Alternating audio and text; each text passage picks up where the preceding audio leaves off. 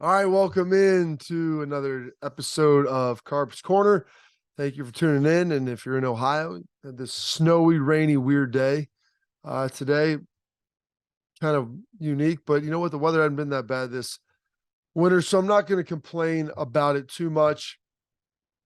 I've got some interesting stuff here I want to get to today. Some about the transfer portal a little bit, some openings across different um, positions in college football, some Buckeyes in the NFL doing big things. And why is that important? Well, it goes to recruiting and everything that is going on with that. And you want to make sure you're able to put your best face out there for recruits. And the best way to do that, NIL is a big piece of it, guys having success in college, but then also being able to show guys at the next level being able to do it, a la Brian Hartline. So that's why having guys perform in prime time spots, divisional round playoffs, wild card weekend, Monday night, Sunday night, Thursday night. Um, Obviously, conference championships coming up, and then the Super Bowl. And you know what? For my money, Nick Bosa might end up being Defensive Player of the Year. Garrett Wilson could be Offensive Rookie of the Year, and that sounds pretty good for most Buckeye fans. I want to start off with this: Josh Proctor, safety for Ohio State, coming back for his sixth season. And you know what? A lot of people didn't expect that to happen, I being one. And I saw him working out in the weight room, like, okay, maybe a day or two before he leaves and goes and works out somewhere else. And then he's around and researched a little bit. He's going to be coming back. Experience is always a good thing. Never going to say having a veteran guy, especially highly recruited, very athletic, who's had some injuries throughout his career and obviously had some hiccups this season and, was basically unseated by Lathan Ransom, who played really well, but he's coming back, and that's going to make for a crowded safety room because you're going to ultimately have Jihad Carter coming in from Syracuse. Now, they've talked potentially about him playing slot, being a down guy. And how does that play in? You have Lathan Ransom there. Are those three guys going to ultimately be your starters? Well, maybe. They're all pretty experienced at that point. But remember this, Josh Proctor hasn't played a lot of football. And Jihad Carter, while he may end up being good, you want to see him be good at Ohio State. And that's a lot like Tanner McAllister, played well at Oklahoma State, came over with Jim Knowles. So he had the benefit of knowing the system and knowing a very complicated scheme. So that helped benefit him immensely, especially early on. And so I think that helped pave the way for him to get on the field maybe a little bit sooner and develop a role, maybe quicker than otherwise would have anticipated. So that was big right there for him. But Jihad Carter coming in from Syracuse, yeah, he's played a lot of ball, and that's important. He's playing at Syracuse. This isn't Ohio State. The ACC doesn't have quite the competition. Now, they have good quarterbacks, but I don't know if they're under quite the same scrutiny there with the Orange as they are, obviously, at Ohio State. So not going to gift him in. And maybe he plays some deep safety. Maybe he plays, down in the box. They have three guys that are kind of interchangeable, but they can roll around. But it's rumored he can come down. Now, what does that ultimately do? Lathan Ransom, I think, is going to be a starter. Proctor, see a starter possibly. And then Jihad Carter is coming here probably with the intent of thinking he's going to start. So here's part of the issue now. We've got a little bit of a crowded safety room at Ohio State. As I mentioned, Lathan Ransom, probably the only guy secured a spot. Two other veteran guys, Proctor talented, Jihad Carter coming in.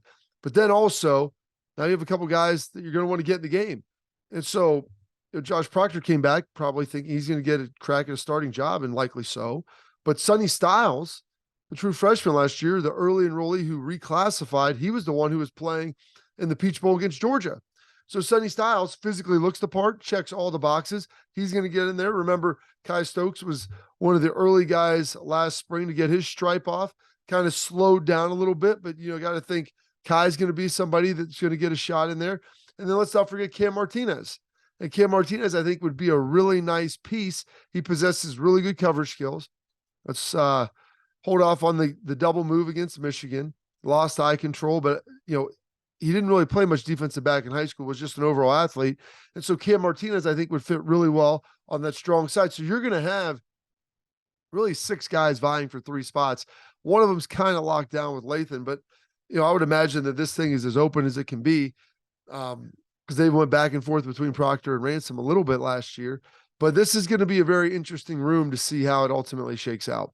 And Perry Eliano is going to have his hands full and making sure he's trying to find the best combination of three guys. And maybe, he rotates and pulls guys through because I feel like Cam Martinez has to be on the field. We'll see how good Jahad Carter is.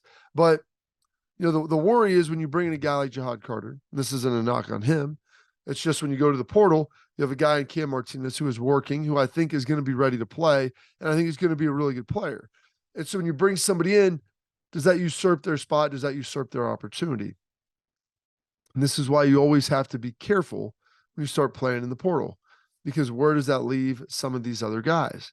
And you got to think Sonny Styles is going to get on the field. Physically, he looks the part. The kid seems unflappable. Psychologically, mentally, it seems like he's right there and he's picking up the defense really well. And you felt confident enough to put him in a game that was determining your fate to go to the national championship. So I think that they have confidence in Sonny, and he's going to have to do something massive to screw that up. Now, the other element of this is always injuries, and you never know what can happen. And that's kind of what has derailed Josh Proctor's career, because he came in here from Oklahoma with a lot of hype and a lot of fanfare because he was the number one safety, one of the top safeties in his class. So that's something that they're going to have to work with and try to figure out. And it's going to be on Perry Eliano to kind of dive into that and figure out exactly what's going on. Now, another position that they brought in, not super highly touted, something maybe slid under the radar, but bringing in Victor Cutler from Louisiana Monroe is also big. Played a lot of left tackle at Louisiana Monroe. Wasn't graded out super high by PFF, but in the big games, I believe they played Bama and Texas, he actually held his own pretty well. Played inside earlier in his career, so he has position flexibility. And so maybe Victor Cutler plays guard. Maybe they kick Matt Jones down in there.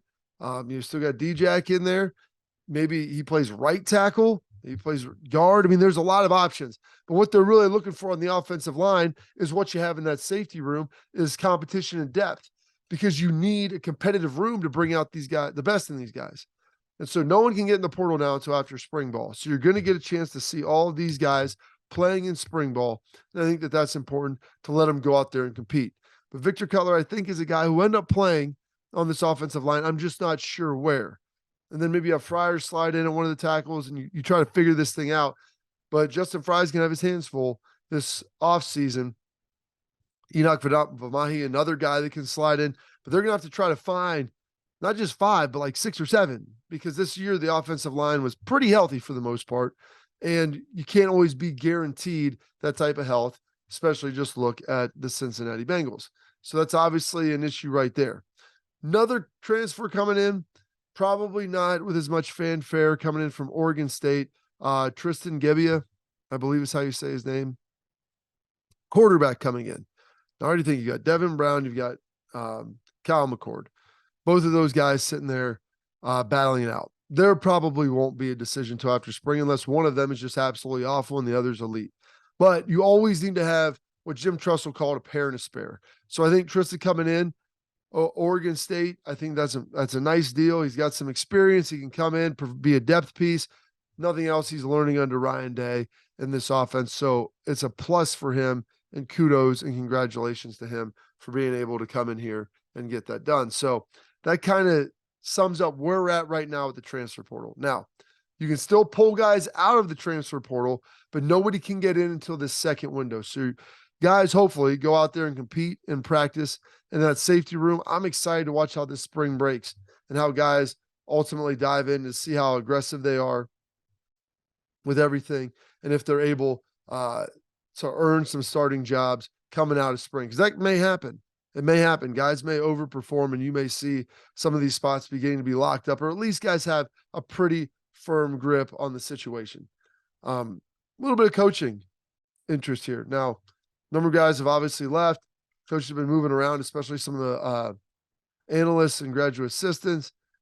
And this begs the question, could James Laurinaitis return to Ohio State?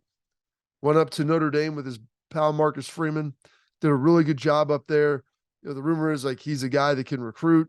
He's got all the persona, he's got all of the charisma, he knows the game, he's got a great resume. He's a great friend of mine. And no, I have not talked to him about this. And I'll probably end up chatting with him about it at some point in time in the future. But, to my knowledge, Ohio State has not initiated an offer, but I believe James would be receptive to coming back. Also, keep in mind, our old linebacker coach is now the head coach at Wisconsin, and Luke Fickell. And so I'm sure there's overtures there saying, hey, you want to come in? We can find a spot for you, LB's coach or whatever. But with Jim Knowles being the DC, you need to have somebody in that room that can help coach linebackers and then also help handle some of the recruiting and meeting with the players. James has that ability. And so maybe he helps round that out. Should Ryan Day ultimately pursue it, which for me personally, I'm hoping he does, because James is a good friend. He's a smart guy.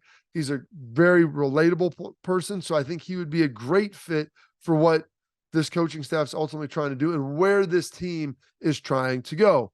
And so I love that there. And then also with that, his teammate, his classmate, who came in the same year, him, Brian Hartline, ultimately going to get the offensive coordinator role. Does he move to the box, and does that impact the receivers at all? How does Keenan Bailey work into that? How does Devin Jordan work into that, who was teammates with both Hart and I and James at Ohio State, and has been working with some of these young guys who came in. So there's a lot of different factors of this coaching staff, which seems solidified, especially at the higher levels, but there still can be some fluctuation about where people are going and who's maybe filling out some of these ancillary roles in some of the rooms. And that's going to be big. It's going to be something you want to monitor and watch, because a lot of times the coaching chemistry and where guys are at, that matters a great deal with success ultimately on the field.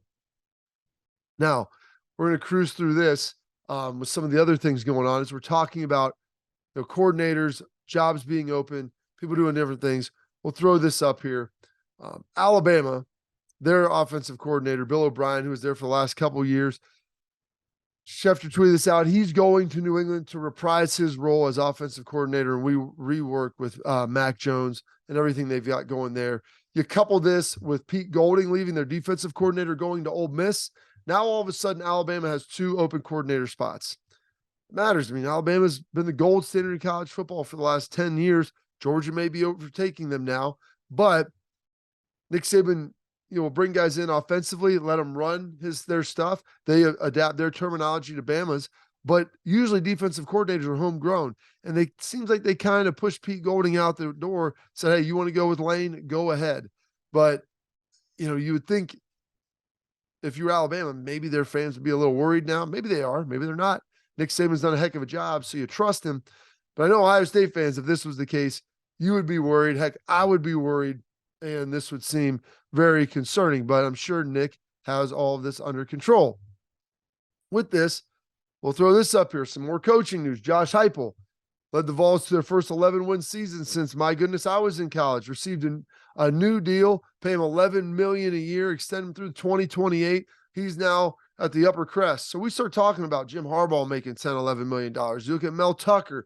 You look at James Franklin, like Ryan Day. Is he underpaid? Maybe. Probably. He's been to 3 CFPs. Gosh, he had him with 1 point away, a missed field goal away from going to a national championship that you probably win. But you didn't. But he's been really good. Done a great job. He needs to obviously find a way to beat Michigan this year and win another Big Ten championship. But he is, if you look at the first 3-4 years of his career, it's been really stinking impressive, especially having to overcome COVID and everything.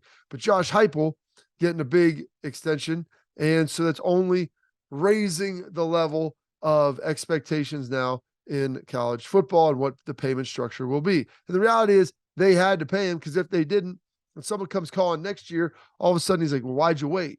Why didn't you do it ahead of time? So you want to make sure that you stay ahead of that stuff and stay ahead of the game. Some big recruiting stuff here. 7 former Buckeyes will be playing in the NFL Conference Championship weekends. Tom with the Bengals, Eli Apple, who we'll get to some more of him in a minute. Von Bell with the Bengals. Then you got Nick Bosa with the Niners, Drew Crispin with the Bengals, Joe Burrow, count him halfway with the Bengals, Sam Hubbard, who's been fantastic, and then Trey Sermon with the Eagles.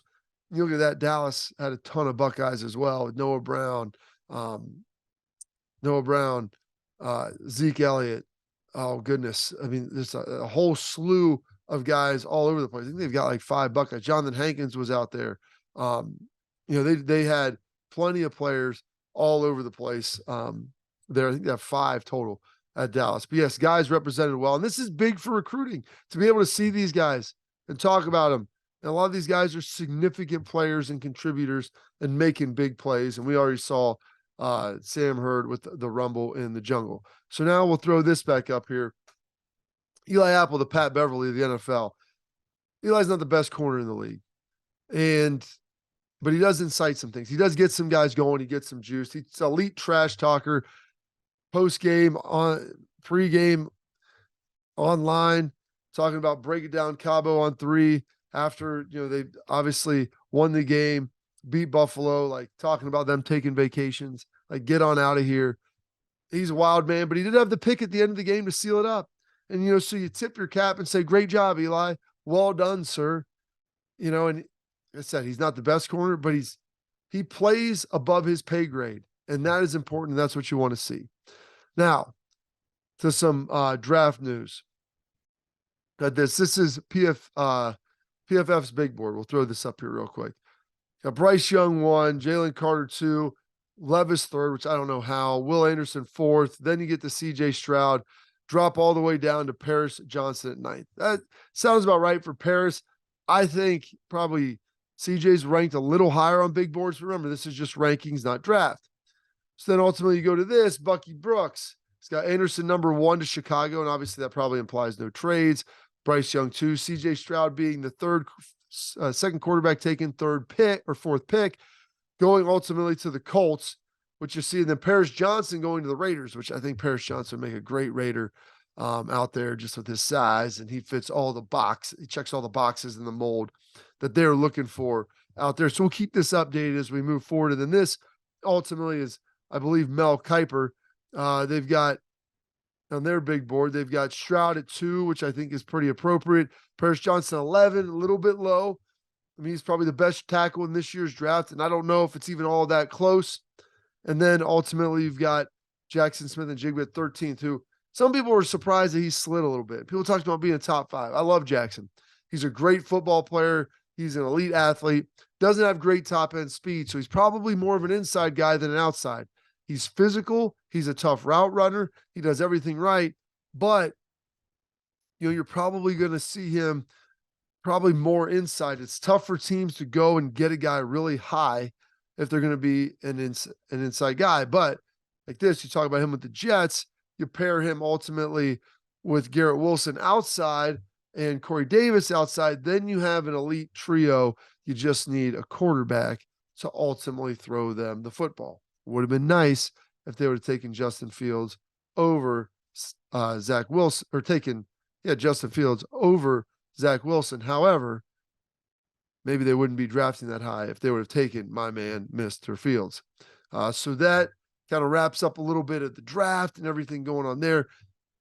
Next, we'll hit the mailbag. We'll dive back into some of the coaches. We'll start previewing spring ball because that's going to be around the corner. I believe March 6th or 7th is starting. So about 5 weeks from now, 6 weeks, be kicking off spring ball. So we've got winter conditioning. We'll talk about what goes into all that, how that works, and everything there, and just kind of dive into all of it. So thank you for tuning in to this edition of Carps Corner, this episode, The Bobby Carpenter Show.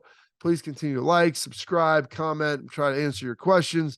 Everything we got. The next one, we'll have a mailbag, get into some of that, and some other topical topics. Until next time, we'll see you soon.